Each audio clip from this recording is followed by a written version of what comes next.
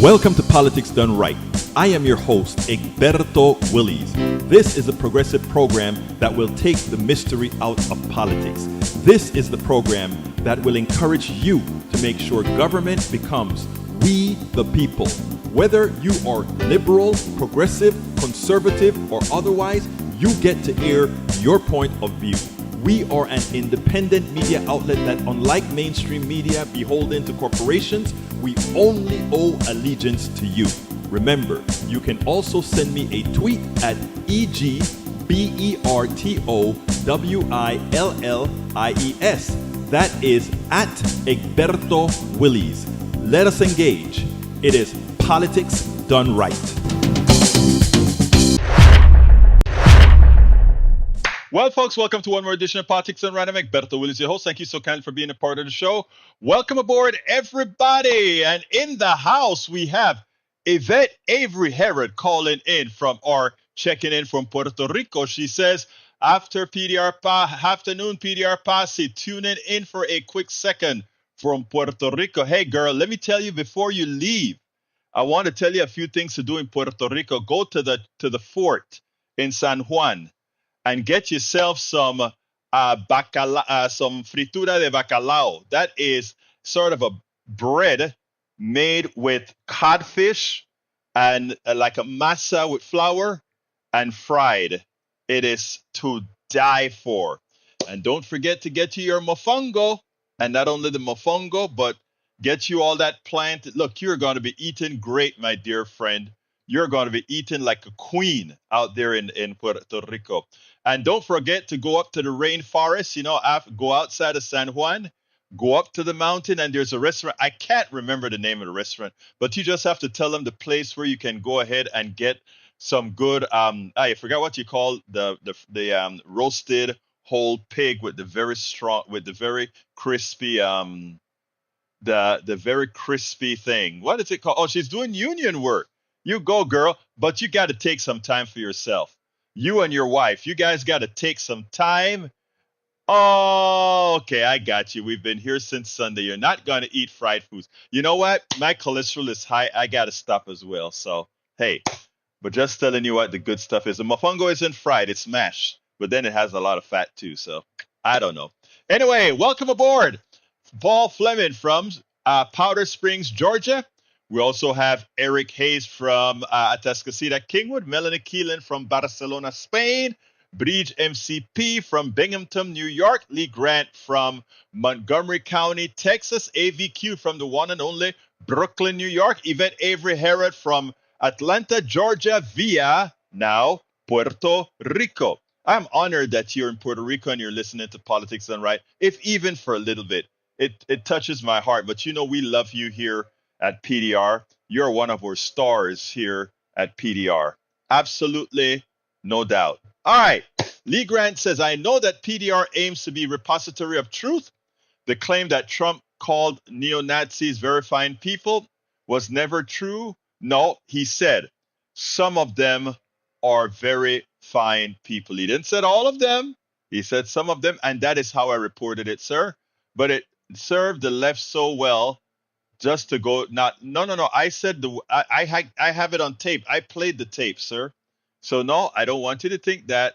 No, Trump did not call neo-Nazi and white supremacists. He said verifying people.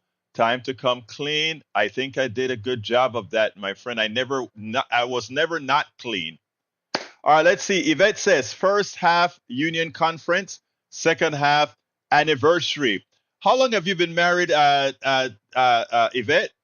I know it's been a while now. What, 2 or 3 years now, right? Because I think I remember when you got married. All right, let's continue. Let's go ahead to the top with El Señor Rudnin. And he says, Egberto, one for the screen. All right, I'll put it on the screen because it is you, Mr. Rudnin. And it goes like this. Trump ran up national debt twice as much as Biden. New analysis. New 10-year borrowing by presidential term. Trump 4.8 trillion, 3.6 trillion. Non-COVID spending versus COVID relief. Check it out, guys. Facts versus facts versus facts. State of play. For Trump, the biggest non-COVID drivers of higher public debt were his signature tax cuts enacted in 2017, causing a $1.9 trillion in additional borrowing, and bipartisan spending packages, which added $2.1 trillion. For Biden, major non-COVID factors included the 2022-2023 spending bills, $1.4 trillion, student debt relief, $620 billion, and legislation to support healthcare veterans, $520 billion. And do remember that the student debt relief wasn't effected. Remember that.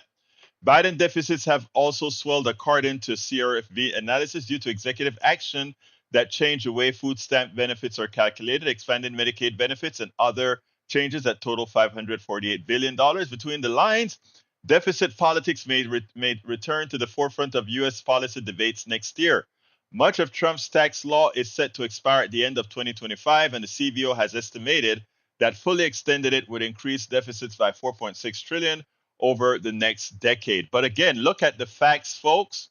Look at the facts. The person who blowed it, and here's the funny thing.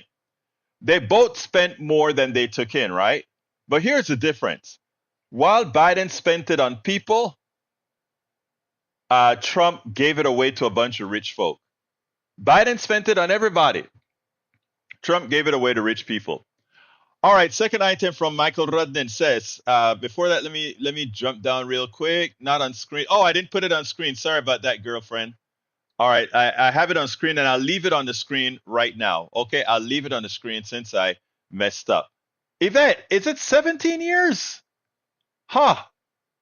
So I guess, but there is 17 years. But again, it only became official after the. Oh, I guess so. Obama's law came into. Okay, I stand corrected. All right, let's continue.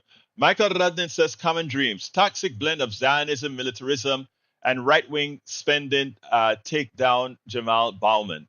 The merger of American and Israeli militarism is now more comprehensive than ever, which is why it is imperative to support those who show the courage to stand against bigotry and war crimes while defending universal human rights and international law. New York Congressman Jamal Bowman lost the primary election Tuesday because of unprecedented spending against him by powerful forces that insist Israel does no wrong. By last week, AIPAC had already devoted more than $14 million to defeat Bowman in retaliation for his outspoken support for human rights for all, including Palestinian people. Since last fall, most Democratic voters, especially young people, have recoiled and the ongoing slaughter of Palestinians in Gaza. But despite that magnitude of horrors inflicted on civilians, the vast bulk of the U.S. media and political establishment has remained on automatic pro-Israel pilot while often touting strong opponents of the mass murder as anti-Semitic. Although usually eager to defend Democratic incumbents facing strong primary challenges, this time the party's leadership offered winks and nods to Bowman's AIPAC-funded opponent, George Latimer. House Minority Leader Hakeem Jeffries went through only perfunctory motions of supporting Bowman. Another fellow Democrat in New York, Governor Kathy Hochul, was aggrieved when she declared on Sunday, I'm not weighing in on primaries intentionally, but what I'm very focused on is number one, I stand strongly with Israel. The meaning of such a declaration is rote complicity with nonstop U.S. military aid to Israel as it maintains a siege of Gaza that has already lasted more than 260 days. During that time, the UN High Commissioner for Human Rights said last week more than 120,000 people in Gaza, overwhelmingly women and children, have been killed or injured as a result of the intensive offensive. Let me tell a message to progressives. I've got two messages to progressives after Jamal Bowman's loss. Number one, because of the tepid support from Hakeem Jeffries, because of the tepid support, and not support at all, because Governor Hochul sent a message when she said, I am staying neutral, but I wholeheartedly support Israel. Understand, please, what she is saying effectively. Effectively, she's saying, I am coming out in strong support of Latimer. There is no doubt about what she's saying there. That statement was, in fact, a support statement for Latimer. Let's make that 100% clear. and let's make it now, and henceforth what I'm going to say. I think every single progressive now, when primaries come along, and I've been saying this for a while, but I'm saying it here with passion. When primaries come along going forward, it is imperative that we forget about this stuff about not primarying incumbents. Okay? We must forget about that. We will primary incumbents, and we will do so without fear because they have drawn first blood. Let's remember that. They have drawn first blood. Let me politics. Bear with me 1 second as I make some changes here to our system. I need to make some changes to our system. All right, let's close that down. So let's be clear about that, folks. The tepid support that that he received should be an open door policy going forward for progressives to disregard anyone who says we shouldn't go up against those. So that is now officially the law of the land, beginning with the 2026 elections. Let's be very clear about that. I will be pushing that. But the second thing is this. That district had 700,000 or so voters. All right? Only 100,000 people voted. I think that's what the calculations were, about 100,000 people. We have to do better, progressives. You know, we can't just blame this on AIPAC. We can beat money, but we have to give people a reason to want to go out there and vote. So yes, we lost this one, my brothers and sisters. We lost this one, but we got to keep the fight going. I want to also welcome, let's see, Lizard Queen. Good afternoon. She's from Houston. Thank you, Lizard Queen. Melanie Keelan from Barcelona, Spain is here as well. We also have in the house, legal 9 years ago. I thought it was less than 17. You scared me for a while, Yvette. You scared me for a while. I thought my mind was being fried even more than it is. Our E2247 is in the house. E2247, and we'll take care of Israel in a little bit. What else have we got here? I want to make sure and call that over. Maywood is calling in from Long Beach, California, and of course, Paul Fleming is here as well. All right. This morning we had a caller, and I do my rants in the morning. Billy Allison Irwin from Port of Houston. Welcome aboard, Billy Allison. You know I do my rants in the mornings at KPFT 90.1 FM. And but I skipped the rant today to entertain a long civil conversation with a MAGA caller who was telling our audience why they needed to vote for Donald Trump.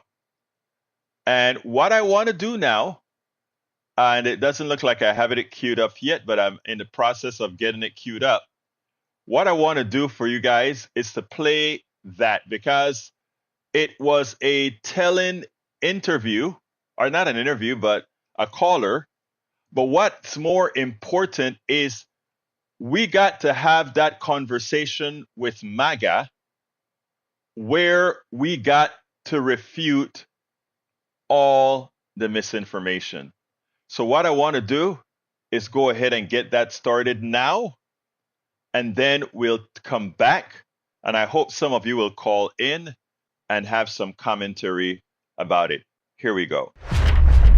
Let's go to line number. Man, I haven't started with my rant yet, but it's only going to be a 10-minute rant or so. But anyway, let's go to Brian. Come on in, Brian. Hey, good morning. Good morning, sir. How are you doing today? I'm doing pretty good. I called in because of your caller, Ray. I mean, I really liked what he had to say. I thought he made a lot of great points, and it's refreshing to hear his point of view. I really do hope that people do go to the polls this year and think about not only foreign but also domestic, and that, like, I think what Ray said, if they just take a step back and look at the two candidates and think, who is my life going to be better under?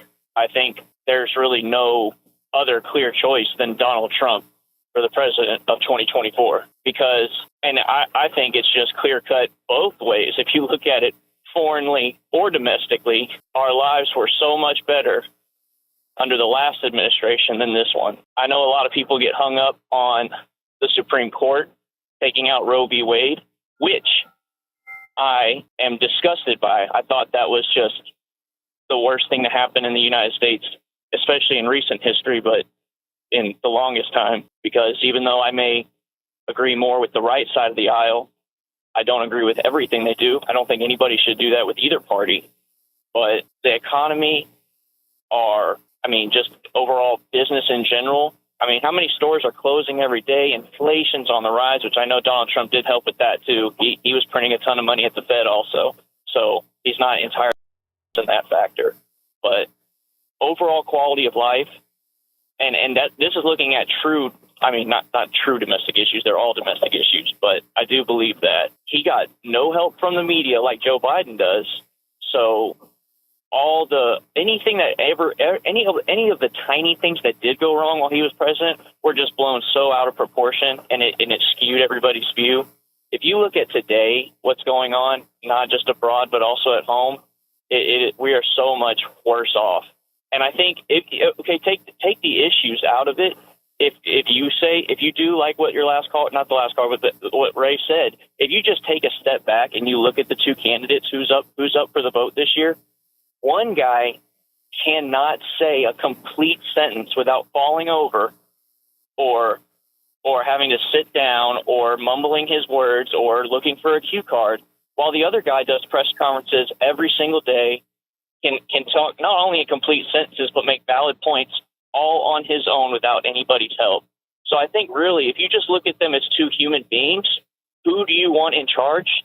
The guy that cannot get through a complete speech, or the guy that has been doing this for most of his life and it looks extremely capable, and that not only could run a business but can run a country?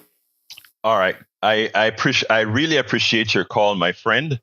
And I want to first ask you, I gave you a chance to say everything that you wanted to say in complete sentences. Correct? And I didn't interrupt you, correct? All right, good. So let's have a conversation. And I'm going to take the time that I was going to use with my rant to have a conversation with you. And the reason I'm going to do that is that there are a lot of people who think like you. I don't think you're a bad person, I think, at all. But I think it's important that we look at facts for what they are. And I'm going to start with where you ended, as far as being able to make a coherent statement.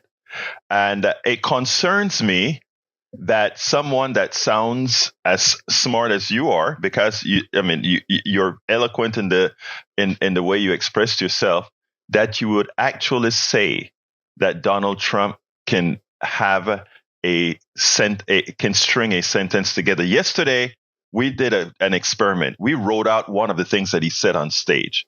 And honestly, it makes no sense what he said. We also went ahead and look at the topics that he covered, listen to his entire speech that he gave in a rant, listen to when he talks about things like water coming out of showers and all of that. They also made no sense because they weren't true or factual. But I leave that side alone, and I look at that and say sometimes we give people a pass for the way they speak. But when you say that Biden is an old man, Trump is an old man, Biden is an old man.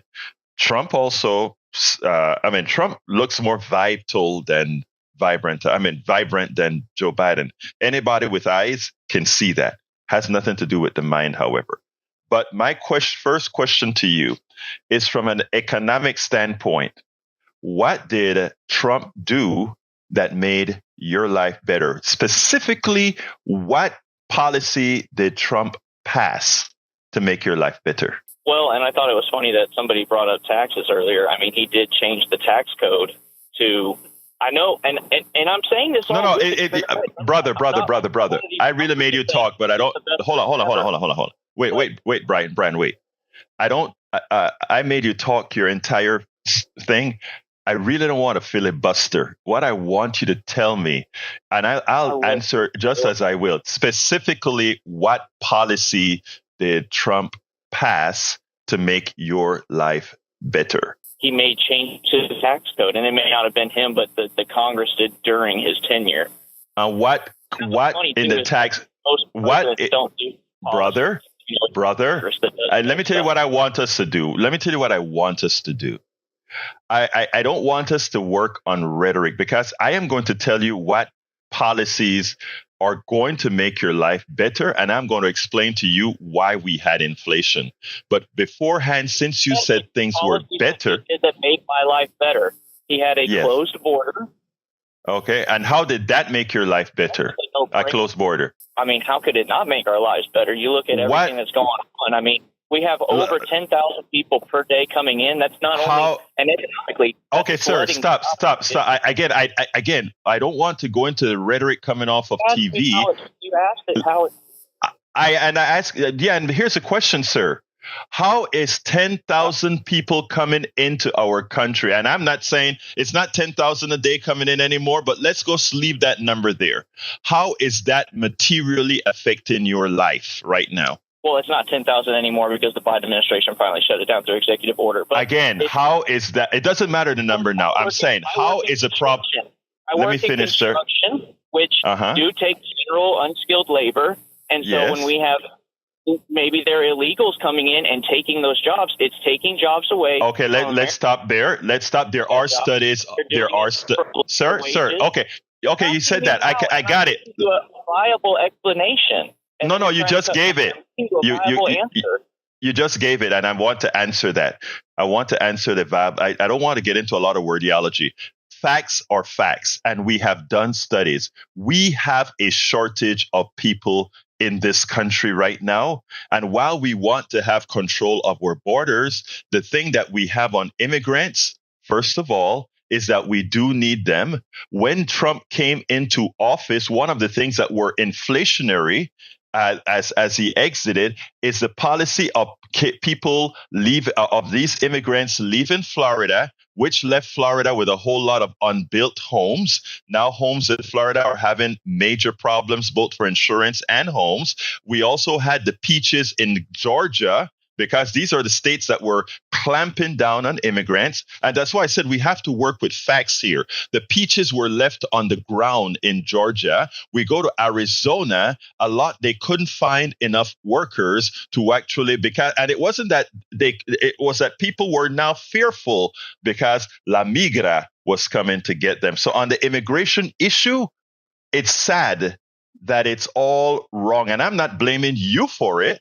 I'm blaming those who are misinforming you about it. So I want to go from the immigration issue. Point to the table on this topic? Say that again? I said, may I bring another point to this conversation? Of course you can. Yes, sir. Please do. Okay. So why, if we're all so against corporate greed nowadays, and especially the left bangs that drum a lot, which I agree with.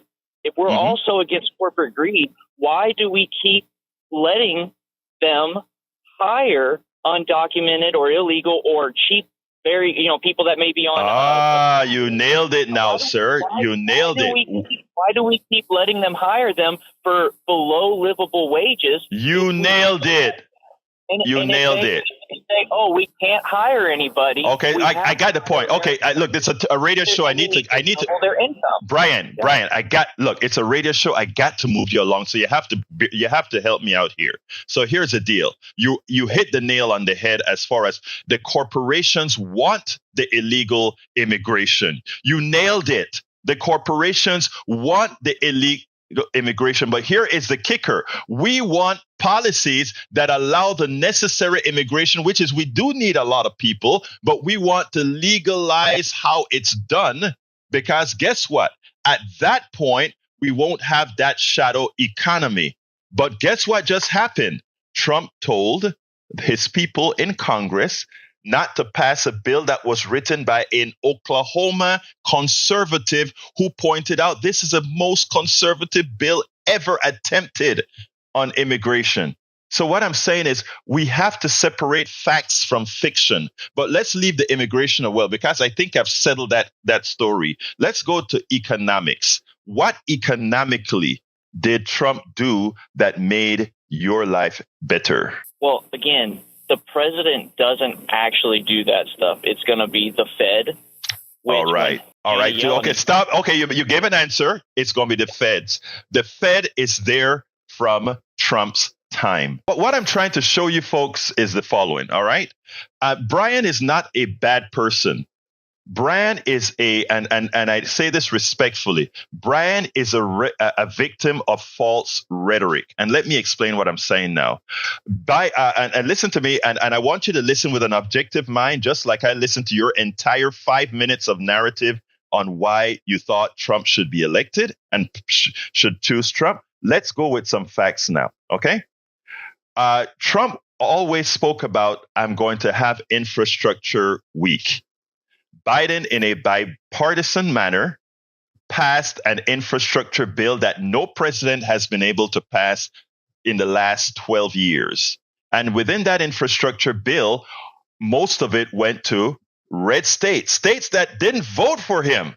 But those are the states that need the most support because they have so decimated their personal state economies. And they are the ones getting the majority of the monies from the infrastructure bill passed bipartisanly under Biden. So that affects you materially, not rhetorically, materially. Number two, he passed the bill, the CHIPS bill. Our corporatocracy has moved all our jobs, or a lot of our jobs, overseas. In West Virginia, places that don't vote for Democrats. In Texas, places that don't always vote for Democrats. And all around the country, the CHIPS bill got passed, which are paying corporations. It's ridiculous. Socialized for corporations, paying corporations to bring their manufacturing back to the United States so that we don't have the supply chain problem we had during COVID. Did Biden create that supply chain problem? No. Conservative policies that wanted to keep government and regulations out of business allowed these unpatriotic companies to move their stuff overseas. And when there was a pandemic, and when there was a hurricane, and when there's any of these things, bringing the products in created shortages because they were delayed in coming in. So these guys took a big credit. They made a whole lot of money by not paying you, Brian. Don't blame the immigrants on that. They didn't pay you. It's the corporations who did it. And then they charged you when they couldn't get the products in time, and that's called inflation. That's not done by Biden. That's done by the corporatocracy under the auspices of supply-side economics. Let's go a little bit further, my brother. When they came into power, and first of all, it wasn't Trump who gave the people a stimulus check during the Trump administration. We realized we had to inflate the economy because it was at a standstill because of all the crap the corporations did. All of this, folks, you can look it up. I'm not just speaking off the top of my head. You can look this stuff up. Now, the other thing that they did is, if you notice, when you went to buy gas during the pandemic and after the pandemic, there was never a time that you couldn't find gas. They made believe that the war in Ukraine caused your prices of gasoline to go up. That was one of the biggest lies that we allowed you to have that topic of inflation. The prices of gas should have never gone up. If you believe in a capitalism, supply and demand portion, it just shows you that it's a fraud because we always had a glut of oil. How do we know that? As a statement of fact, because Saudi Arabia took 2 million barrels of oil a day off the market under the auspices of several Texas corporations who urged them to do it to keep the prices up high. And what's that called? Inflation. Was that a Biden doing? No. What did Biden do? Biden says, I'm going to show you guys something. I'm going to open the petroleum reserve, throw some more oil on the market, to bring the prices down artificially because you guys raised the prices artificially. Another statement of fact. Let's move a little bit further. You take a look at what the companies who sell eggs and wheat and all of these things said. They in their independent meetings to their shareholders said that inflation is a good thing for them. In other words, we are the ones who set prices. We will set the prices to make sure that you guys get $75 billion more in shareholder value and capital appreciation. That's not me saying, that's the executives of the companies. And you know how we know that's a statement of fact as well? If you take a look and you add the amount of inflation that we have in the market and then tie that to the excess profits of these companies, the increase in profits over what they've normally made, and Representative Katie Porter did it, you find out that, oh my God, inflation wasn't caused because of prices going up on the people who produce things. It went up because the shareholders got more money because they increased prices. If you then take a look at the guy that you like, Mr. Trump's word, he goes into a closed meeting and he said, you guys are going to like me because you're going to make more money. These guys are already making more money than they deserve or that they earned. He told them they would make more money. So, my brother Brian, the right answer, look, everybody has the vote that they want. You can choose and vote whomever you want to vote for. But if you want to vote on reality, if you want to vote on what actually happened, I suggest you continue to listen to our show objectively and not believe the crap that you hear in the right-wing media that packages lies in such a manner that it's believable. So I'm going to let you go here now. I gave you your time to speak, and that was my answer. Thank you so kindly, Brian. I hope to hear from you again, and I hope that you continue to listen to our program. And with that, I'm going to go to Moses. Come on in, Moses. All right, that was, I used that to overthrow the rant. I hear what, I love what Billy Allison Irwin says. She says, I am not as interested in entertaining trolls as Egberto. I have given you an answer. Good day. Let me just say one thing. I get it, Billy. I just need to, all of you that get upset whenever we actually entertain the rubbish from the right, there are approximately 40% of the country that's acquiescent to that rubbish. And when we give that full explanation that we give, and by the way, not all of them are in their minds completely wired incorrectly that they cannot discern facts or not facts. There are a group of these people who genuinely, they live in that cocoon. And when they get a chance to bust out of that cocoon, they are amenable to busting out of that cocoon. And while I don't know if Brian, how much of this sinked into Brian's brains, I guarantee you that there are a lot of people, of the thousands that were listening to that program this morning, that sits down and have second thoughts. Because remember, there are soft supporters of Trump, there are strong supporters of Trump. I'm sure some of the soft supporters will think otherwise. Bree says, Billy Allison Irwin giving medicine to the dead with these people. Remember, though, it's not the dead that we're giving medicine to. We have tentacles that are way out there that are fishing. Anyway, folks, how is everybody else doing? Let's see what else I got. It is time for me to read E2247's Israeli content, or I should call it the Gaza content if I can find it, because I think we must make sure not to forget. We must make sure that there we go. Day 264 since October 7, 2023, at least 37,718 Palestinians killed. At least that's 287 persons more than day 259. At least 86,377 wounded, 925 persons more than day 259, equal 124,000 casualties, which if out of 5,385 Palestinians in both Gaza and the West Bank is about 2% of the population. If we extrapolated that to the amount of Americans killed, that would be equivalent to 7.7 or closer to 7.8 million Americans killed. That is sad. 8.7 months ago, the war is no longer about Hamas, but it's clearly US, UK, Israel war on Palestine, river to the sea. 37,718 Palestinians are killed. 38% of them are women and children. And I would wager that it's likely more than that because we don't know what's under the ruins. Paul Fleming says the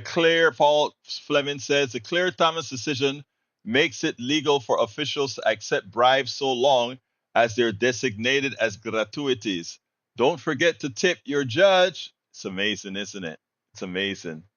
It's amazing. All right, continuing down. Let's continue scrolling to see what other new programs. Michael says Center for Budget and Policy Priorities, the 2017 law's core provision tilt heavily to households with incomes at top of the distribution, white households in the highest earning 1%, receiving 23% of all the tax cuts. And by the way, you can go further, 60% of the people got next to nothing. 60% got 13% of the tax cut. 60% got 13% of the tax cuts. So those who thought Trump did this for us, no, sorry, he didn't. He talks a good game, but you all got screwed. And he will continue to screw you over and over again. Because you know what? This is what Trump said. These aren't my words. He said he loves stupid people. Not my words. Trump's word. Anybody who believes him. He said it. Not me. He said it. All right, let's see what else we got here. Bri says, Egberto, that caller is halfway there. Wish I knew his reply. Hopefully, he is still thinking and researching. Yep. You know, the reason I also entertained him more is when he said he actually showed a disagreement on a couple of issues with his president. The real sycophants disagree with virtually nothing. This guy here is what I think represented probably 30 to 40% of the MAGA base, which I've spoken to, and what can I say? Billy says, I bet you Brian will call at the 6 a.m. show.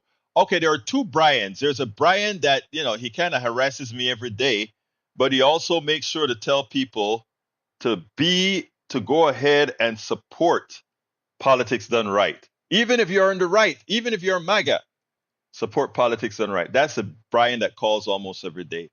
The Brian that called in this morning, was a new one. And when I got the message on the screen, Jack said, Egberto, this isn't the regular Brian. This is a new Brian. Said, okay, let's get to the new Brian. And I enjoyed that Brian gave me enough material for me to debunk a whole lot of stuff from the right. These guys, the one thing they are is very consistent in their framing of the data.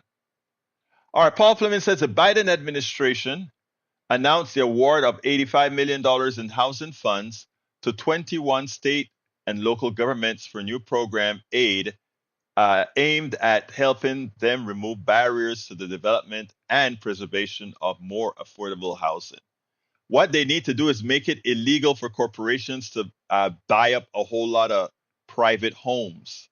That's where regulations come up because they're distorting the market.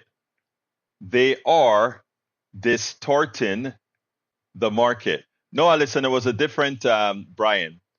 All right, let's see what else we got here. The other subject that I want to touch on is Kinzinger. Let me put that up on the screen.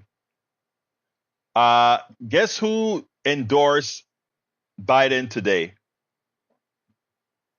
Adam Kinzinger one of the most conservative Republicans out there, on the order of, what's her name? The former Vice President of the United States. Come on, help me out here, guys. Help me out. I forgot her name already. What's her name? Anyway, the former Vice President that served on the same committee with him. Well, he decided to endorse Biden. So let me read the little piece here at Adam Kinzinger, or maybe I should play it. I think I can play it. Let's see if we can play it without too much trouble. Let me make sure that it's set up correctly. I think it is. Let me go to that screen and set it up. I can actually play what he had to say, because I thought, yeah, I think it'll play. Let's go ahead and do it. Know that he will always protect the very thing that makes America the best country in the world, our democracy. President Biden quickly responded to the endorsement this morning, thanking Kinzinger and saying this is what putting your country before your party looks like. Joining us right now is former Congressman Adam Kinzinger. It's good to see you again. Yeah, Why announce today? I mean, it just feels right. Look, we're getting ready to really hit the heat of the general election. I think it's really important for people to understand, particularly the 20% of, let's just call them the 20% of Haley voters, for them to understand that this is a stark choice. This isn't just, who do I agree with more on certain issues? I actually don't even really know where Donald Trump stands on many issues.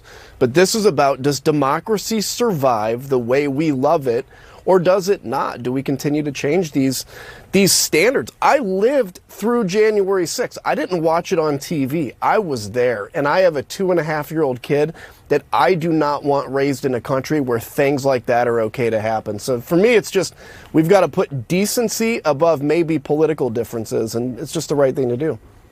Over our many conversations since you left Congress, you made no secret of your disagreement and distaste for Donald Trump, what he stands for and what he's done. But did you wrestle with this decision? What did you wrestle with most in making this choice? I mean, I guess I wrestled to the extent of endorsing a Democrat as a Republican is a big deal.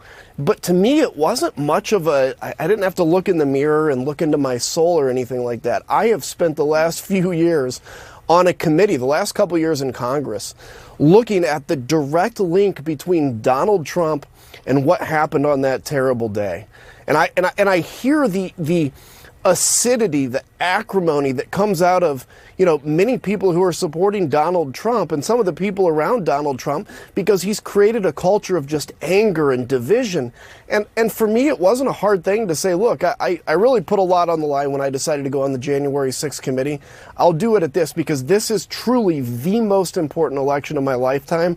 And I want, like I said, my kid Christian to be raised in a country where decency in the greatest office in the land is still something that people look up on, and not have a president that continues to punch down because he's such a whiny, weak victim that he's scared to death of anybody that says anything mean about him like Donald Trump does. Did you hear that? Because he's not a weak, whiny victim that is scared.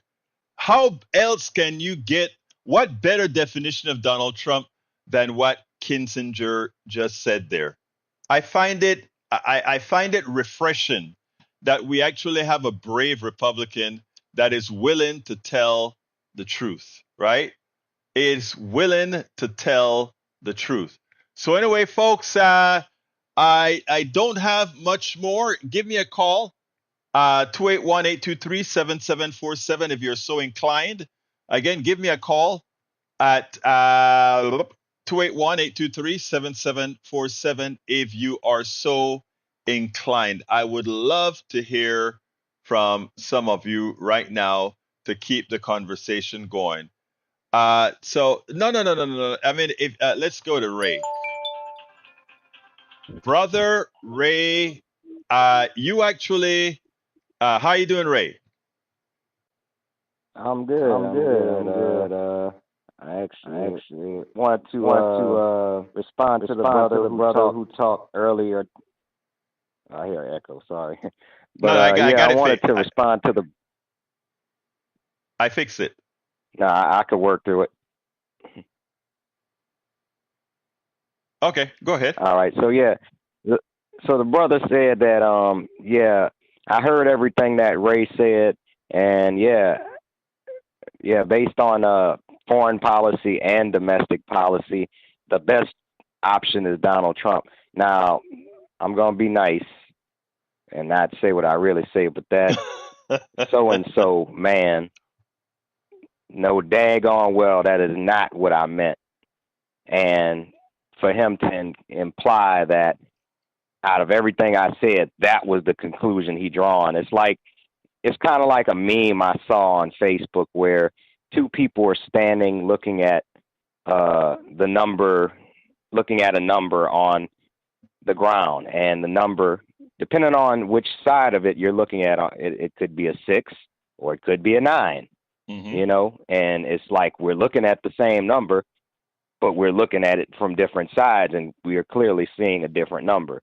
That kind of is what that reminded me of. But yeah, everything he took from that was completely wrong. And I like that you showed that graphic as far as, you know, the deficit is concerned, because I hope all your conservative deficit hawks are watching, because they always want to pull that card when a Democrat is in office. But when a Republican is in office, oh, the deficit doesn't exist.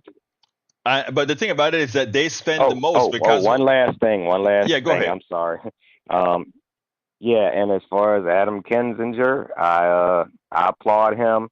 You know, he gives me shades of the late John McCain. You know, being the maverick. You know, because he did a great thing for democracy when he went thumbs down and didn't go against Obamacare. You know, and I mean, it's sad that, you know, I don't agree with his politics apparently, but, you know, he at least takes one strong stance that I believe in, and that's no political violence. And that's what I appreciate about him. I am through, and I don't want any more political violence. Donald Trump is the type of person, he gets into a competition like a presidential race, and if it was a chess game, if he found himself losing and then he finally makes a move that looks like he's winning, he's going to swipe all of the pieces off the table, kick the table over, walk away and say, I'm the winner. That's all I got to say on that. That's my rant. Now, let me just tell you something, okay? Because I want to tell you about a piece that I wrote way back yonder in during the 2016 election. And what I try to explain to a lot of folks at Daily Kos is that if you listen to Donald Trump's rhetoric, he plays the role of the populist fighting for the American working class. And in fact, the few black men also that he claims is migrating to him, that is the message they're hearing. Okay? That is all. And if you listen to the caller today, I mean, if you dissect what you said, you believe in domestic policy going all out. You believe in that the Israel thing. A lot of people are not going to be worried about that. In effect, that is the kind of messaging also that Donald Trump is putting out there. He's not going to do it. He's going to be a staunch supporter of Netanyahu and the ethnic cleansing in Gaza, but he doesn't say that. So the people who are listening to him have a tendency to give him a pass because they want to believe that they fool themselves or rather, believing it gives them permission to support the other guy. And when you gave that statement today, you opened the door for him to create that commonality. I don't know if you listen to Oilman Joe, who calls into the show as well. He said, Egberto, we should drop this, and that, and then we'll agree. Both of us would agree on everything. Not understanding the existential threat that Donald Trump, the person, is not only to you and me, Ray, but to him as well. But they can't see it. And they can't see it because they look at it through that lens of Donald Trump is going to keep the power for people like me. And that is what we got to overcome and tell folks, no, Donald Trump doesn't give a damn about any of you. But anyway, anything else before we close from you, Brother Ray? Yeah, well, one of my favorite comics, Ron White, said something, and I want to just, you know, exclaim that effect. I appreciate you, humoring these people. Keep on sending your money, because one thing I will give conservatives is they put their money where their mouth is. So if you want to troll, but you want to keep on sending money, that's fine. And another thing, as far as I'm concerned, they stuck on stupid. And Ron White said, you can't fix stupid. But I appreciate you trying it, Virtual. Thank you, my brother. Ray, that was Ray Brackens, our brother from another mother here in Third Ward, Texas. Third Ward, Houston in Texas. Okay, anybody else want to call in before we start to do my ask and then shut this baby down? Go ahead and give me a call. 281-823-7747. I'll do it one more time. 281-823-7747.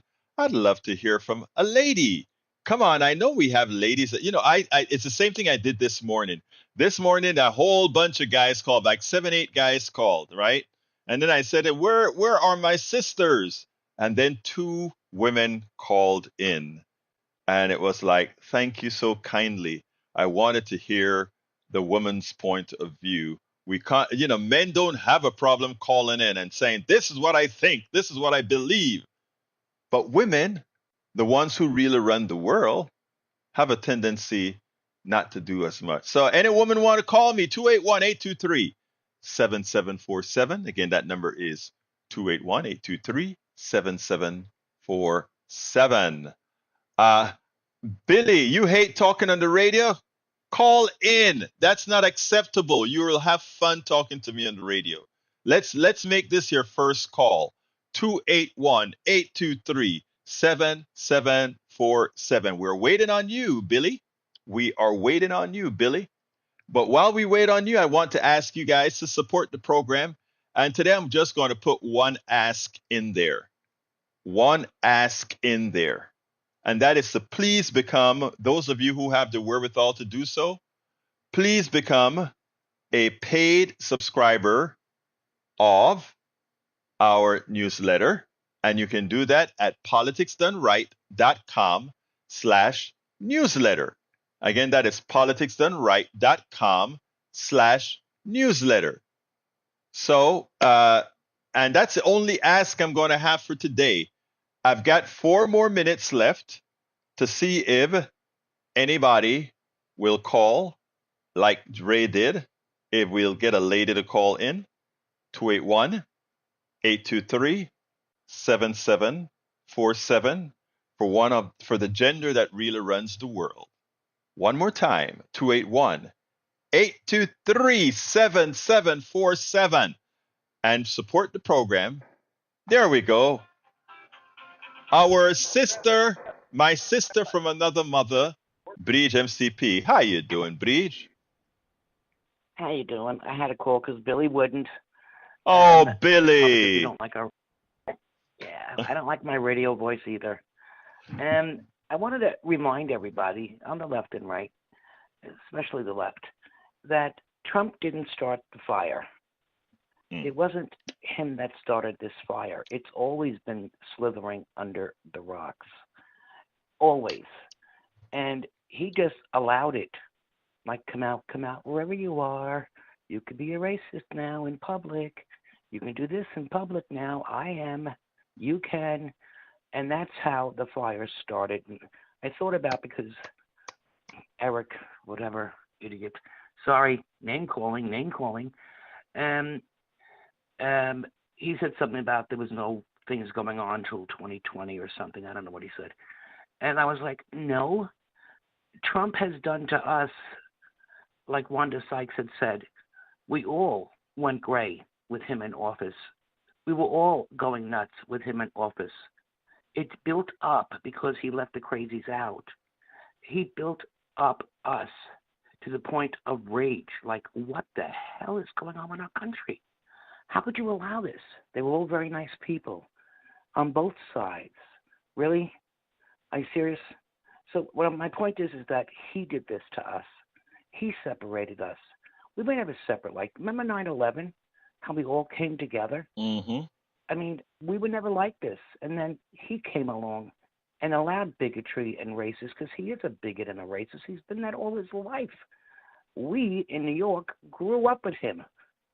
We know him. Like De Niro said, we know him. And so he didn't start the fire, so we can't get blamed for that. But he is blamed on allowing it to persist and not putting it out, like he didn't with the riots. He just sat there eating popcorn or Big Macs or whatever the hell he does, and just watched it happen while they begged and begged and begged. Call the National Guard, call the National Guard. And the people on the right keep saying, Pelosi didn't call the National Guard. She's not allowed to, you twit. That's his job. And he didn't. He just sat and sat and sat. So my point is that he didn't start the fire, but he allowed it to burn, and it's still burning now, and that's why he does all these ridiculous rallies with words that no one is understanding. What the hell is he saying? What? Shark and a battery and a soap and you're lathering your hair because you like it dry? What policy do you have? Do you have any policies? You had 4 years to close the border. You didn't. You had 4 years to do this, you didn't. You had 4 years to do this, and you didn't. You did nothing but go golf and have rallies. What president who's a president has rallies? How many people here can say that they held up Obama signs and flags and trucks and all this stuff? No one did anything like that until Trump came along. That's why they're labeled a cult. That's why they are that way. There's something wrong with them. Idolizing. He even said, remember that day he was outside the White House, and he said, they told me I'm the chosen one. Mm-hmm. Really? Yeah. Chosen for what? Hell? I mean, God's going to walk you there. But, no, it's well, not. let me just tell you what Jules, what Ray says for you. Good stay says, well said, Breach. He is like a fire chief who you call to put out the fire, but instead of bringing water, he brings a box of matches and throw it into the nearest lake of gasoline and just says, let it burn out, and then the fire will fight itself.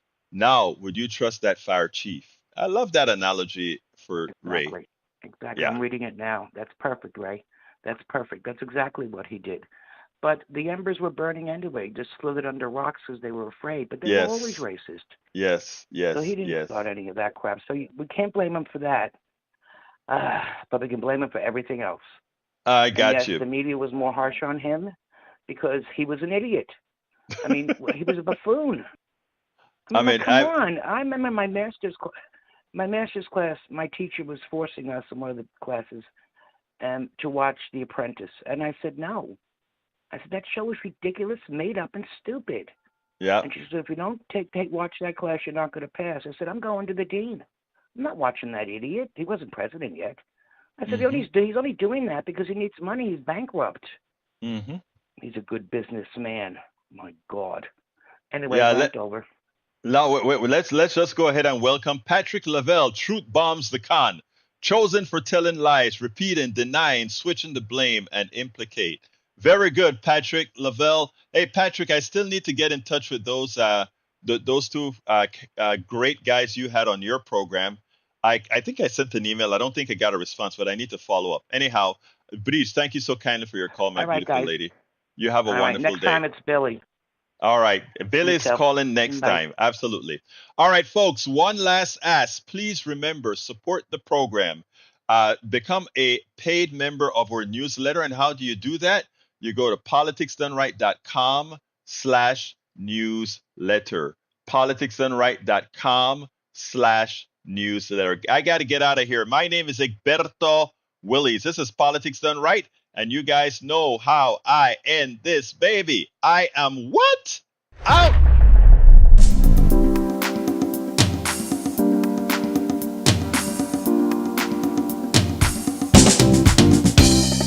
Welcome to Politics Done Right. I am your host, Egberto Willies.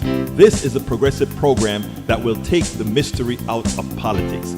This is the program that will encourage you to make sure government becomes we the people.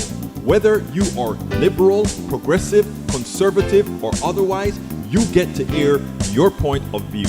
We are an independent media outlet that, unlike mainstream media beholden to corporations, we only owe allegiance to you. Remember, you can also send me a tweet at EGBERTOWILLIES. That is at Egberto Willies. Let us engage. It is Politics Done Right.